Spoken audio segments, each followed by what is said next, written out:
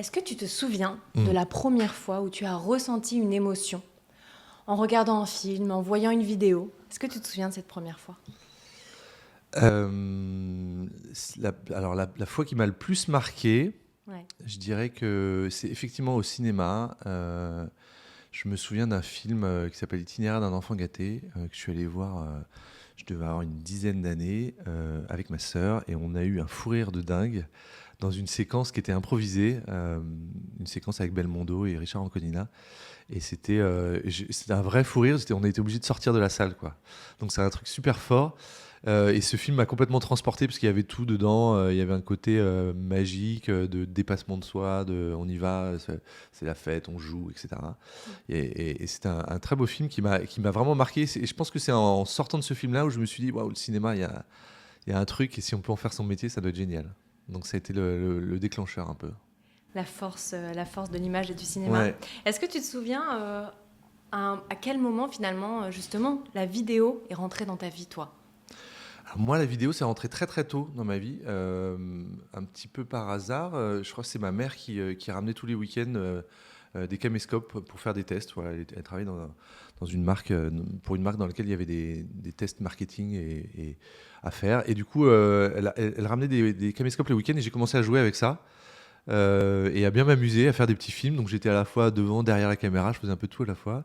Et je me suis bien amusé avec ça. Donc c'est rentré très tôt, vers 10 ans. Et puis après, comme mes parents ont vu que ça m'amusait bien, ouais, mon père s'est mis au montage avec moi, machin. Voilà, on a découvert cet univers-là ensemble, et c'était très sympa. Ouais, les cadeaux qui changent les vies. Ouais. Alors justement, toi, assez rapidement, tu as voulu en faire ton métier, justement, de la vidéo, de la caméra, du cinéma. Ouais. Est-ce que tu peux me raconter un peu ton parcours, le début de ton parcours professionnel? Bah, donc du coup, oui, très rapidement. En fait, moi, j'ai toujours su que je voulais faire quelque chose en rapport avec la caméra. En tout cas, j'étais très rapidement attiré par le cinéma. Ce qui fait que quand j'étais au collège, j'avais déjà choisi de l'école que je voulais faire après le bac. Donc c'était assez surprenant pour mes parents, mais c'était rassurant parce qu'ils se disaient, bah, au moins, là, lui, c'est clair, ça y est, il a décidé ce qu'il voulait faire. Donc ça, c'était assez vite tracé. Euh, et du coup, bah, après le bac, je fais une école d'audiovisuel, et dès la deuxième année, j'ai commencé en fait à travailler dans le cinéma. Et donc j'ai fait une troisième année où j'étais un peu en alternance entre à la fois sur les plateaux et à la fois étudiant encore. Et j'ai commencé un des premiers postes sur lesquels j'ai pu travailler dans le cinéma, c'était en tant que ventouseur. Donc le ventouseur, c'est celui qui garde les places de stationnement la veille d'un tournage dans la rue, pour que les camions et toute l'équipe de tournage puissent stationner à proximité du décor. Donc c'est un rôle qui est clé, et en même temps qui est très très éloigné de la caméra. Mais voilà, j'ai eu cette chance-là assez tôt, et j'étais super content de pouvoir faire ça. Et quand j'étais ventouseur, donc quand je gardais les places de stationnement la veille des tournages, c'est un travail qui se fait la nuit, en décalé par rapport à l'équipe de tournage. Et du coup, ce que je faisais, c'est qu'à la fin de ma nuit de travail, je restais quand même pendant la journée sur le plateto, et je pouvais assister au tournage. Et donc là, j'étais tout fou, quoi. J'étais au plein milieu de mon rêve, c'était incroyable. Et j'ai commencé à filmer un petit peu et à faire un making-of, en fait, le making-of non officiel du film. Et voilà, j'ai filmé un petit peu plein de séquences voilà, des gens qui travaillaient, de toute l'équipe, etc. Et puis j'ai monté ça, et à la fin du, à la fin du tournage, j'ai pu le partager à l'équipe, et ils étaient super contents. C'était un moyen pour moi un peu de leur montrer que je pouvais faire autre chose que juste garder les places de stationnement. Et du coup, ça a déclenché voilà, une très bonne relation avec les équipes de cinéma avec lesquelles je travaillais. Et puis, du coup, ils m'ont embauché par la suite à d'autres postes. Génial. Euh, Tu t'es assez rapidement spécialisé justement dans la technique, Ouais. dans la caméra. Mm. Justement, pourquoi cette orientation-là? Alors, j'ai toujours été attiré par la réalisation, le fait que le réalisateur, c'est celui qui va diriger un petit peu tout. Mais c'est vrai qu'au moment de sortir de l'école, je me suis orienté vers un métier technique de l'image, parce que je me suis dit, bah, voilà, quand tu sors dans le monde du travail, ce qu'il faut, c'est pouvoir te vendre aussi. Et du coup, avec une prestation technique, ça me semblait plus simple. Effectivement, puis ça m'a permis derrière de commencer à travailler comme chef opérateur, donc comme caméraman, voilà, sur différents types de projets. Donc il y avait le cinéma sur lequel j'étais stagiaire, et puis au bout d'un moment, après, je suis passé effectivement à la vidéo, et là j'ai commencé à travailler dans le monde de l'entreprise. les vidéos d'entreprise, le monde corporate que j'ai découvert. Voilà. Tu as fait un passage aussi dans le documentaire. Et finalement, qu'est-ce que cette expérience dans le documentaire, dans le film documentaire, t'apporte aujourd'hui, tu vois, dans ta pratique de co-shooting? Le documentaire, alors oui, j'ai travaillé, j'ai fait pas mal de films documentaires, et ce que j'adore dans le film documentaire, c'est que c'est une immersion totale dans la réalité. Et à un moment de ma vie, ce qui était super intéressant, c'est que j'avais à la fois le cinéma qui était la partie complètement rêvée et un peu voilà, du monde de la création, donc tu rentres dans des univers totalement déconnectés de la réalité, mais c'était très chouette. Mais à un moment donné, j'ai eu envie aussi de m'ancrer et de voir ce que c'était que la vraie vie, parce que quand tu es sur un plateau de cinéma, il y a un moment donné où tu perds le contact avec la réalité. Et juste après, j'ai eu l'occasion effectivement de travailler sur une série documentaire, notamment pour France Télévisions, sur le monde enseignant. Et donc là, on est allé à la rencontre, on a fait le tour de France, de tous les collèges, les lycées de France, et on est allé à la rencontre d'enseignants, de profs un petit peu atypiques, et c'était super, parce que c'est là où je me suis rendu compte que parfois la réalité dépasse la fiction, c'est-à-dire qu'il y a des vrais personnages au sein des collèges, au sein du monde enseignant. Et après, je me suis rendu compte, en élargissant un petit peu cette thématique et en partant vers d'autres sujets, que la réalité, elle est tout aussi passionnante et tout aussi inspirante que la fiction. Et un exercice particulièrement difficile, en tout cas dans lequel c'est difficile de se projeter tant qu'on ne l'a pas vécu, c'est justement, on donne la parole à des gens qui l'ont rarement, Ouais. pas souvent, et donc il faut réussir à les faire parler. Tu vois, ouais. C'est ce talent-là aussi que tu as développé, toi. Ouais, alors effectivement, ce que je garde de toute cette période du documentaire et dont je me sers aujourd'hui, c'est effectivement cette capacité à faire parler un petit peu tout le monde. C'est-à-dire que je me suis retrouvé dans des cas de figure où quand tu vas au fin fond d'une forêt, dans une toute petite usine, avec des gens qui travaillent à la chaîne 24/24, qui parlent à pas grand monde pendant leur journée et qui ont un cercle social des fois un peu restreint, n'ont pas l'habitude de prendre la parole. Et quand tu arrives avec une caméra et que tu leur dis racontez-moi un peu votre métier, dites-moi ce qui est important pour vous, etc., tu te retrouves avec des gens complètement tétanisés. Et à force de faire ça, j'ai développé un peu des techniques et voilà, un savoir-faire pour mettre les gens à l'aise, parce que je me suis mis à leur place. Je me suis dit, oui, c'est hyper dur de parler.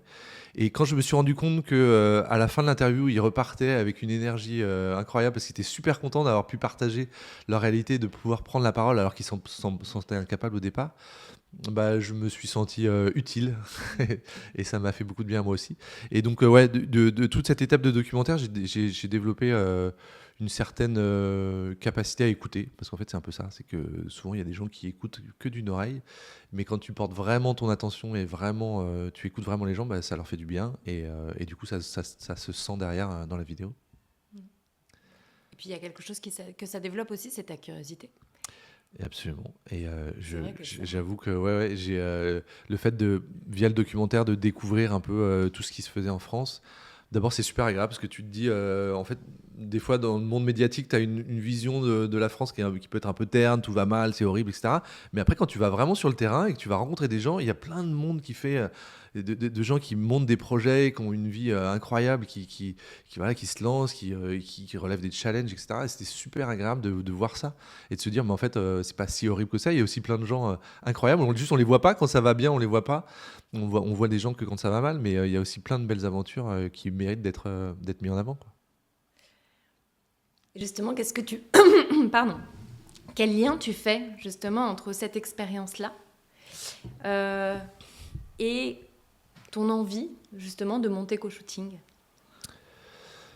Ce dont je me suis rendu compte avec co-shooting, alors en fait ça s'est construit plus en opposition par rapport au monde corporate de l'entreprise. Okay. Tu vois, c'est-à-dire qu'à une époque j'ai travaillé aussi beaucoup dans le monde de l'entreprise, pour des grands groupes, des grands comptes, avec des gens qui se sont retrouvés parfois face à la caméra et qui n'avaient pas spécialement choisi d'être face à la caméra. Quand tu travailles dans un grand groupe, des fois c'est ton manager, c'est avec ton directeur de la communication, machin, qui va te demander si tu es volontaire, et évidemment tu peux pas trop dire non, et donc tu te retrouves à devoir faire une vidéo, à devoir prendre la parole pour l'entreprise.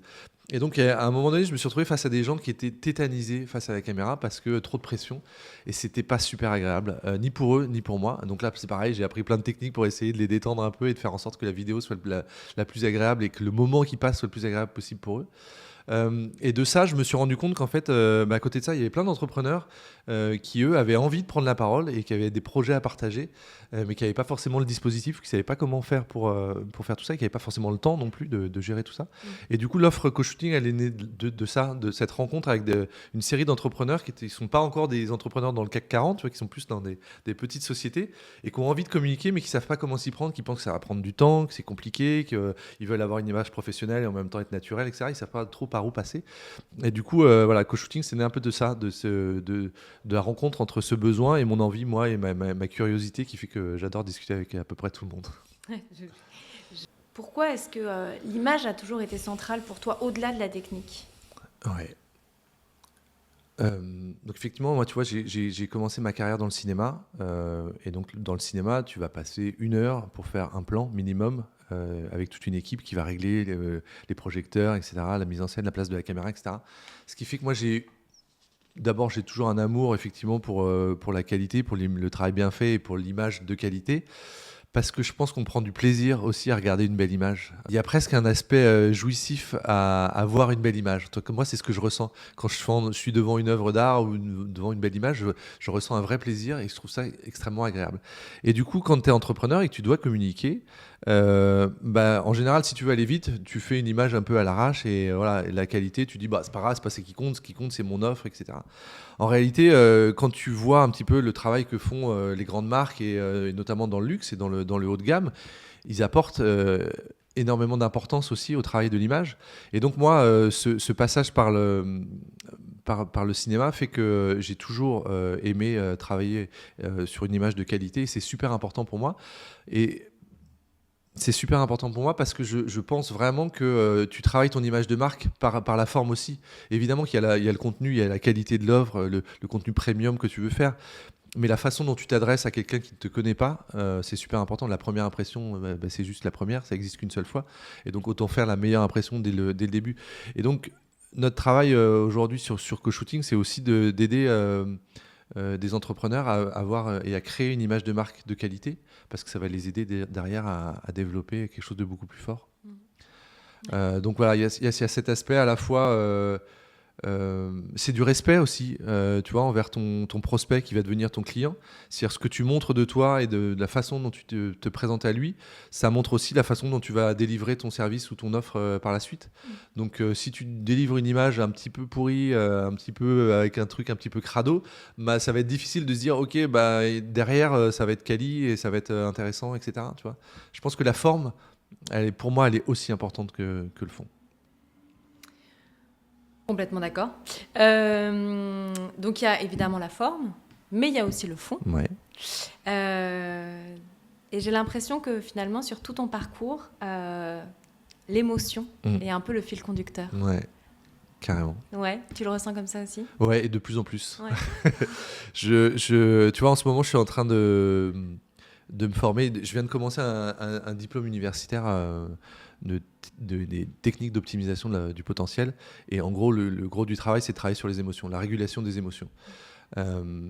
Et effectivement, le travail des émotions, je trouve que l'émotion, c'est le vecteur le plus fort de communication. Quand il y a une émotion qui est forte, elle se transmet naturellement. Et la force de la vidéo, c'est ça, c'est de pouvoir communiquer une émotion de manière la plus directe possible.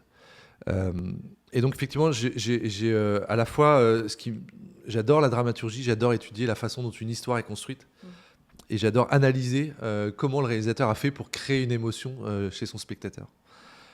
Et de l'autre côté, je trouve ça super intéressant aussi quand tu vis une émotion, de la comprendre, parce qu'en fait le processus est le même, que ce soit dans la fiction ou dans la réalité, le processus d'émergence de l'émotion, c'est le même. Et donc moi je me passionne en ce moment à découvrir et à comprendre ce qui se passe dans le corps et dans l'esprit quand il y a une émotion qui arrive.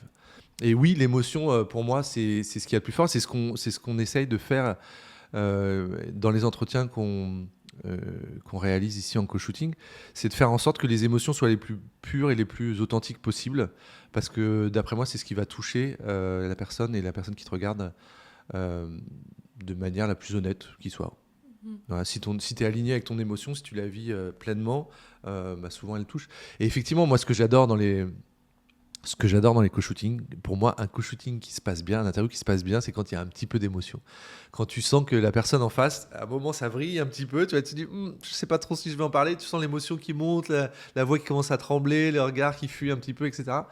Et en général, pour moi, c'est un signe que ce dont on parle, c'est vrai, c'est authentique, et que la personne est touchée, qu'il y a une émotion qui arrive, et que donc on a visé juste, quoi. Là, elle vient nous parler de quelque chose qui est vraiment important pour elle, et ça lui fait plaisir de le partager. Et donc, quand on arrive à ça en interview, c'est génial.